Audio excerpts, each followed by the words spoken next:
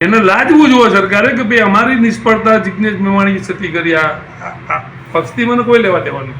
બધાને ખબર છે હું ક્યારે પોલિટિક્સ જોઈન કરવાનું નહીં પણ એક વસ્તુ છે કે વ્યક્તિ તરીકે એ સાચો હતો એને જે પણ ત્યાં બોલ્યો હતો એને આખું એનું રેકોર્ડિંગ બતાવવામાં ના એનું એક કટિંગ કરીને બતાવ્યું એનું આખું રેકોર્ડિંગ બતાવો ને ભાઈ એને કીધું હતું કે નક શીખ ઈમાનદાર અધિકારીઓ સિંહ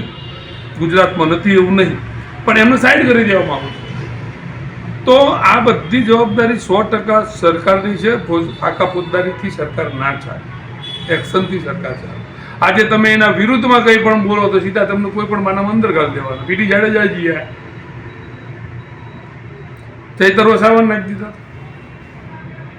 ધારાસભ્ય લેવલના માણસને આજે જુનાગઢના ધારાસભ્યને ખંડણીની ધમકી આવી ધારાસભ્યને ખંડણીની ધમકી આવવા માંડી ત્યાં સુધી સરકાર ઊંઘી તો આ કોની નિષ્ફળતા સાબિત થઈ 100% સાહેબ આમાં સરકાર જ નિષ્ફળ છે અને હું અત્યાર સુધી ભાજપવાદી હતો મોદી સાહેબ કરી હું એ ઘણું દોડ્યું છું પણ મોદી સાહેબને જ્યાં પછી આ ગુજરાત ન ધણિયાતું થઈ ગયું આનો કોઈ ધણી જ વધ્યો નથી આજે પૈસા ઉઘરાવવા સિવાય સરકાર જોડે ને સ્વતંત્ર જોડે કંઈ કામ નહીં દરેક જગ્યાએ કોઈ પણ સરકારી અધિકારમાં દરેક કામની એક MRP નક્કી કરી દેવામાં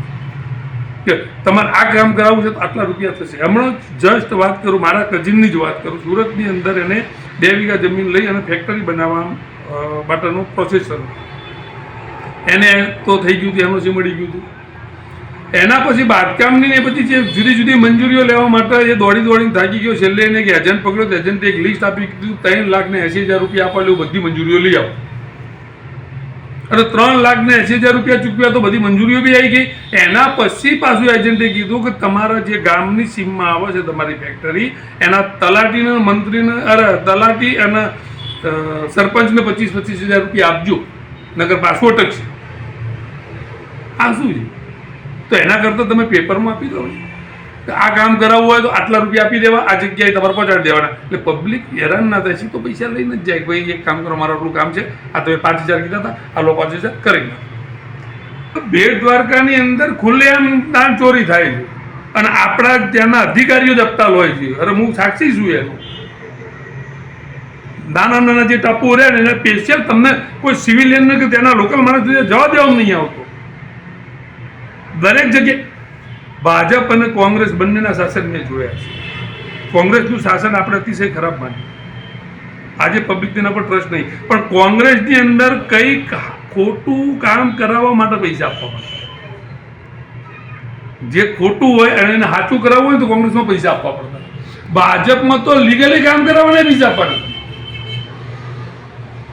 આજે એ મુદ્દો તમે બે સરકારની સરખામણી કરવા જઈએ તો મોદી સાહેબનો વિકાસ હતો ગુજરાતે વિકાસ કર્યો વિકાસ જોયો અમે પણ આટલો બધો વિકાસ એમને ગયા પછી આ બીજા મંત્રીઓ કરી નાખ્યો કે હાચાના હાચું કરાવવાના પૈસા ચૂકવવાના ત્યારે કોંગ્રેસમાં કમસે કમ એક વસ્તુની શાંતિ હતી કે કંઈ ખોટું કરવાનું હોય એને હાચું કરવું છે તો પૈસા ચૂકવવા પડતા એની જગ્યાએ આપણે અહીંયા એ જગ્યાએ લઈને આવી ગયા છીએ અત્યારે ગુજરાત ચાલુ ક્યારેક એવી ઈચ્છા થાય કે એક યોગીજી મહારાજ એક વન મેન શો આખા યુપીને રહેવા લાયક બને નાખી અને આ રહેવા લાયક નહીં જેને સ્વર્ગ ગણાતું ભારતનું એ ગુજરાતના અમને દારૂ જુગાર માંસ મટન ગાંજો ચરસ અફીણ બ્રાઉન સુગર દારૂનો અડ્ડો બનાવી દીધો તમારે જે કરવું એ કરો પૈસા અમને આપો એટલે તમે રાજા હાય હું છું ક્રુઝિન સિંઘાનિયા આપની આસપાસના સત્ય સમાચાર જાણવા માટે જોતા રહો દીવ મિરર ન્યૂઝ અને હા લાઈક અને સબસ્ક્રાઇબ કરવાનું ભૂલતા નહીં થેન્ક યુ